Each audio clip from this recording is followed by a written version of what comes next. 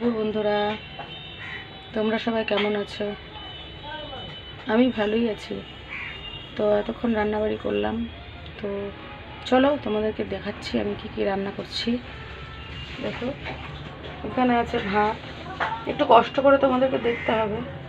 এখানে ভাতটা জাস্ট উপর দিয়েছি, তারপরে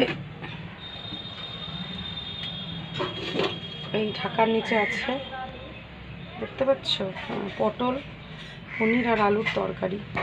তো ঝোল ঝোল করেছি, কারণ একটাই তরকারি। এটা ঢেকে দিলাম। আর এখানে আছে কালকের একটু ডাল, খুবই সামান্য। আর আর কি করছি দেখো, আর করছি তিল